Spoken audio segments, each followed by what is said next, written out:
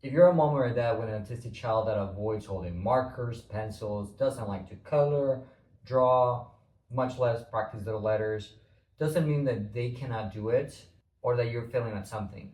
All it means is that we might need new tools, different tools. And when I say tools, I'm talking about games or toys that we can use to make it much easier for them to understand what are we practicing. And the good news is that I have helped dozens of kids go from not wanting to hold a pencil all the way to practicing the letters. Hi, I'm Sergio Rodriguez. I'm an occupational therapist and I work with autistic kids every single day in my private practice. So today in this video, I'm going to show you 7 writing tools that I use with my autistic patients every single day.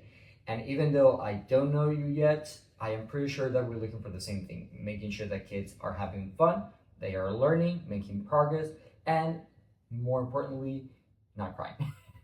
And the main reason I wanted to divide it in 3 stages because every kid is different, right? So let's start. So stage 1. Our main goal in this stage is to teach your child that whenever they hold something, either a marker or a pencil, and they move it somewhere, they cause an effect on something else. They can create something fun. And in this stage, there's 2 activities that I usually like to start with my patients. I have a water paint book and something called Water Wow. This water paint activity book comes with a paintbrush and multiple pictures, but the cool thing is that each picture comes with their own paint, so it's easy to clean and not that messy. The second option is called Water Wow. I would recommend this activity book if your child loves to play with water. And the cool thing is that this marker doesn't require any paint, it's just water inside. So whenever we start brushing the activity book, you start seeing the design, and many kids are like, what's happening? That's cool, let me try it. So yeah. Oh, and by the way, once you're done, you just let it dry and then you can use it again and use it again and use it again many times. Now I want to share a strategy that I use specifically if my patients have a hard time transitioning from a game they love to do any of the activity books that I show you, either the water wow or the paintbrush. And in order for them to be motivated and to feel independent, I typically just sit next to them. They can be playing with their marbles, their cars, their Legos on one side of the table. I'll sit next to them and I'll start just painting using the water wow or the paintbrush. And most of the time they're gonna see it and they're gonna be like, well, I wanna try that, I wanna do it my own. And then by themselves, they will transition to participate most of the time. That way they don't feel like, oh my God, here comes Sergio, he's gonna make me stop my game when I really wanna do this. And that of course sometimes can escalate to crying or flopping, and we don't want that. I don't like that, they don't like that, no one likes that. But this strategy has helped me a lot. So again, at stage 1, all we want for them to realize is that if they grasp a marker or a paintbrush and they move it, they can create something pretty cool. Now let's use stage 2. On stage 2, we want their hands and arms to get stronger so they can have better control of moving the markers or pencils. On stage 2, I have 2 activities or games that I usually like to use. One is this magic board and a scratch off activity book. I like to use the scratch off activity book specifically with my kids that have a better sense of safety awareness, mainly because it has a pointy end and you just never know with kids. But I love it because you can scribble and then you can see the design that comes behind it from scribbling, but it adds resistance. So again, like we're increasing their hand strength in this stage. And the other thing that we can incorporate with this activity book is the fact that it comes with stickers. If I can find one. There we go. So it comes with stickers as well. So I'll typically, let's say, I'm gonna pull out this dino egg and we'll put it probably on the table, on the floor, wherever you prefer, but just so you can see it. That way they have like a smaller target. So again, we're increasing their strength, but at the same time, we're adding a control component because they have to stay inside the sticker to scratch it off.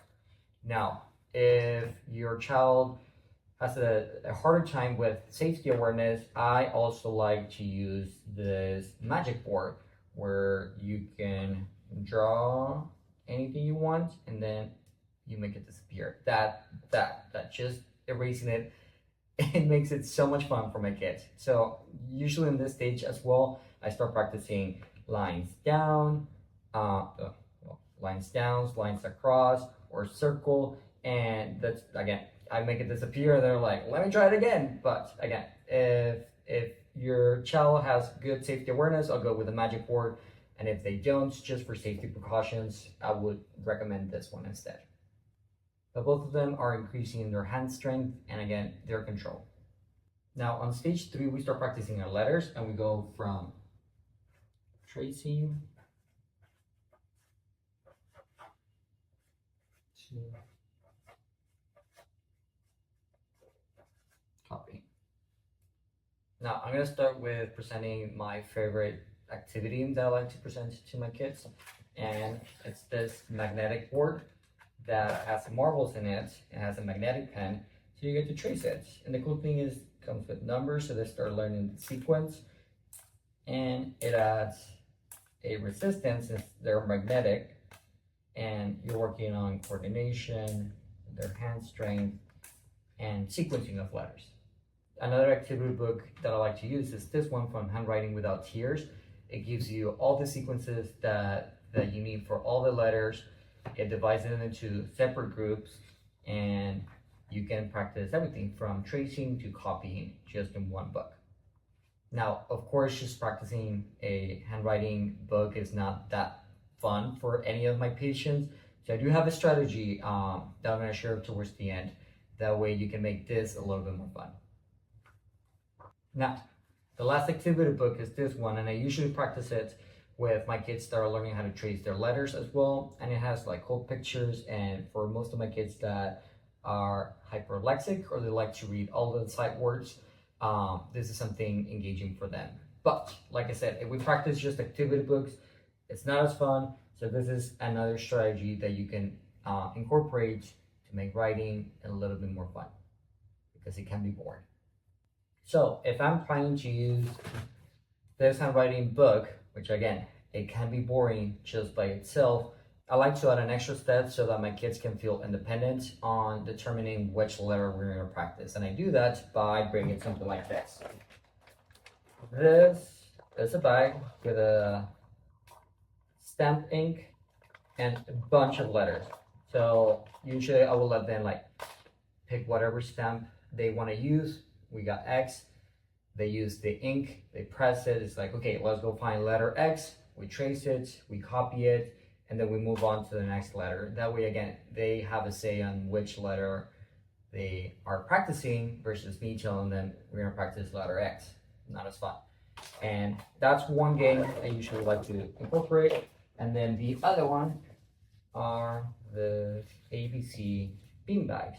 For this one, usually I let them pick either uppercase or lowercase. They'll trace it or copy it, and then we can throw the beanbags into like a bucket or a target. Again, we're adding one more step, but again, we're working on making them feel independent and not just dependent on what letter is Sergio gonna tell me to do next. Believe me, it makes a big difference.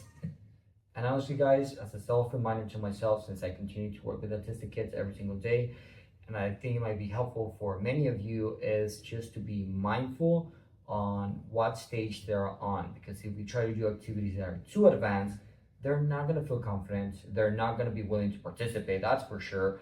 And on top of that, they're probably going to cry. And again, if they're not having fun, no one in that room is having fun. So if you found any of this information helpful, just let me know in the comments. Give me a like, subscribe, and hopefully I get to meet you one day. Thank you. Have a good day.